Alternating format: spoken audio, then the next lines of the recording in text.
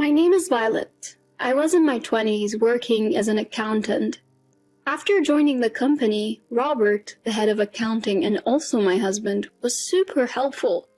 He guided me through my job and was a great listener whenever I had work troubles. I was drawn to his dedication and honesty at work. Eventually, we started dating, and a year later he proposed. I hesitated though, because he was the grandson of the company's CEO, Connor. But Robert consulted Connor about us, and Connor, who already liked my work ethic, said, "What a joyous thing! You have my blessing." So we got married and moved into the family home. Connor, in his 70s, is still an active CEO. The company is family-owned, and Robert's father, Hudson, serving as the managing director. Robert's mom, Ileana, told me, "I'll handle the chores, so keep working until you have kids." I gladly accepted her offer, especially since they had a housekeeper. Then one day, Connor's mother, Aurora, got cancer and passed away. Throughout the funeral, Connor was devastated, continuously muttering, "Aurora, Aurora." He lost his spirit and started talking to photos at the altar. Observing this, Hudson smugly said, "Dad can't work anymore." And then Hudson took over as CEO. That's when Connor's behavior got weird. He'd say things like, "Where did Aurora go?" as if she were still alive, or, "Is everyone home? Let's eat," just after we had dinner. "Something's off with Grandpa. He might have dementia," Robert said. We decided to take him to a doctor who confirmed the early symptoms of dementia. As a family, we decided to care for him at home.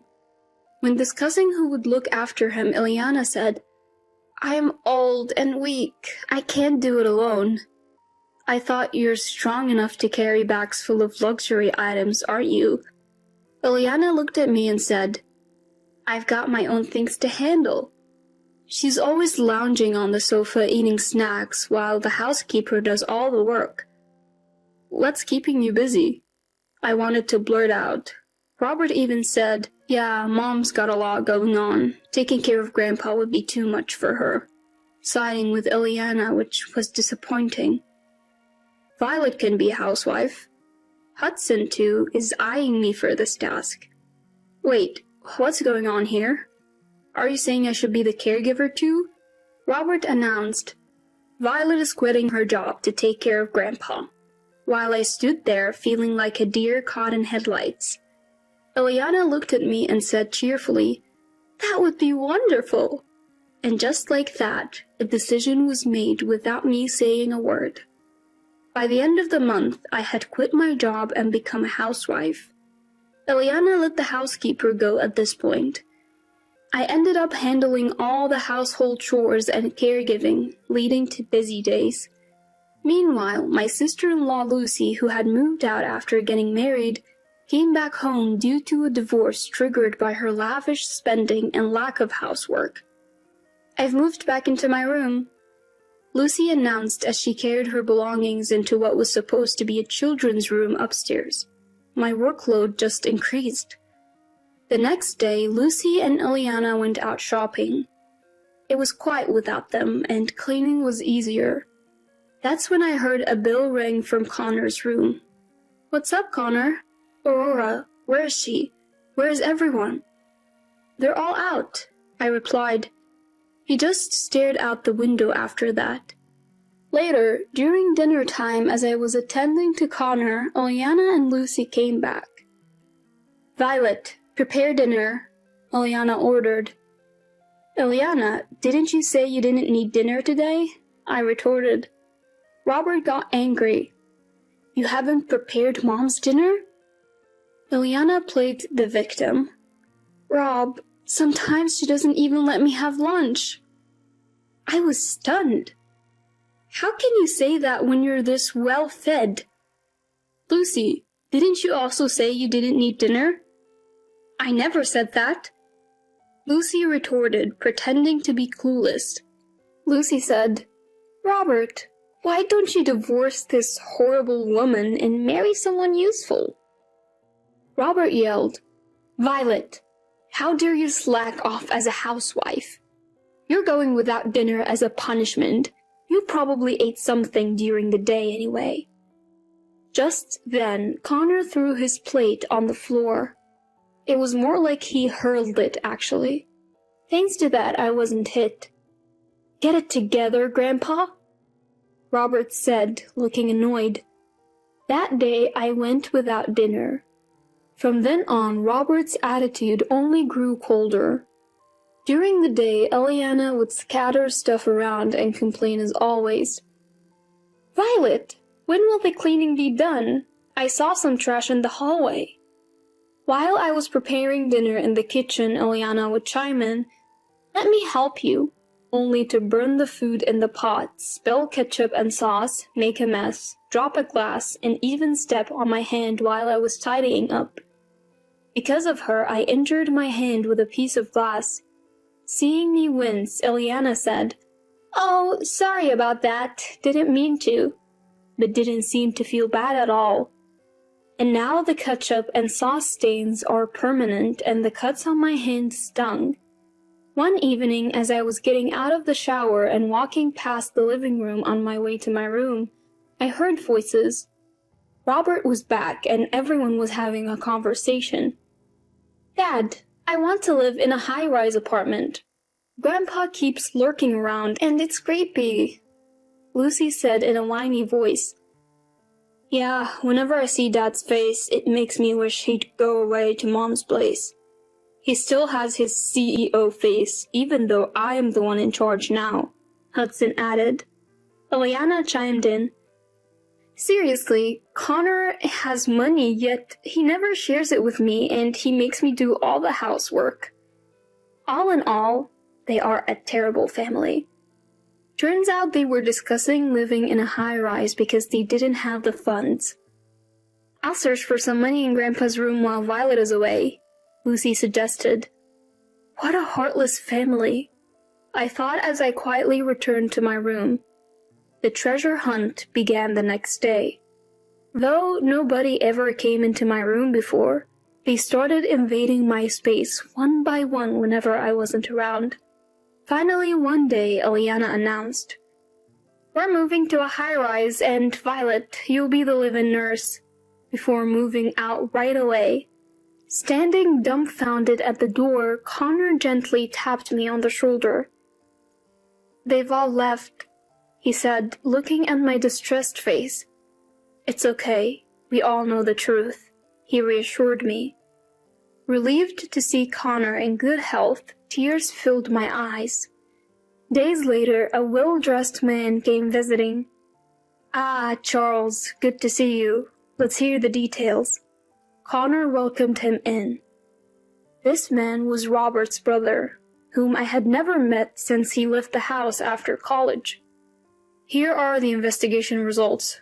Charles handed over some documents, and Connor examined them meticulously. I called everyone back to the house as Connor requested. The next day, they all showed up grinning from ear to ear, probably thinking they'd soon lay claim to Connor's assets. Just then, the door opened and Connor walked in confidently, dressed in a suit. Dad, what's going on? Can dementia be cured? Hudson blurted out. Fools! The Dementia Act is over. I've called everyone here because the investigation is complete, Connor declared, glaring at them. What? An act? An investigation?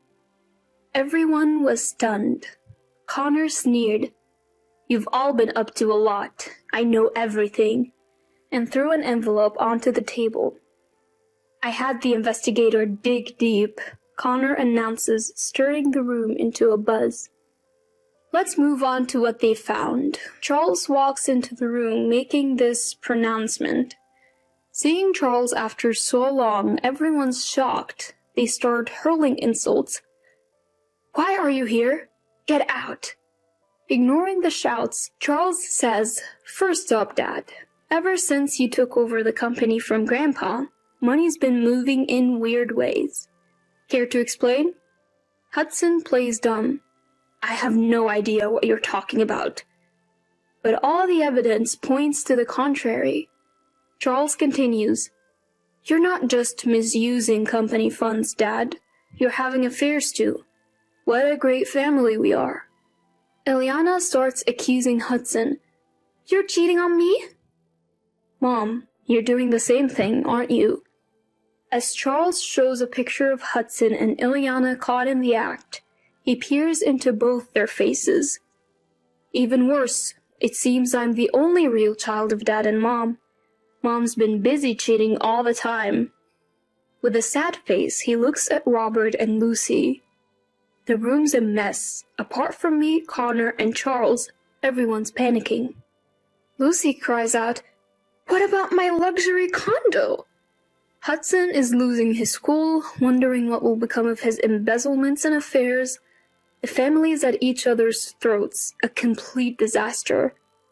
Despite the chaos, they turn to Connor and Charles for salvation, making all sorts of excuses. Connor, unswayed, turns to me and warmly smiles. Violet, don't you have something to say? I used to do all the housework and caregiving and never had a day off. Whether I lost weight from skipping meals or got injured, Robert never noticed. I couldn't even afford new clothes, just wearing my old stuff from my single days. Ileana ruined those too. But forget all that, I'm just happy that Connor is doing well, I said, feeling a bit more cheerful.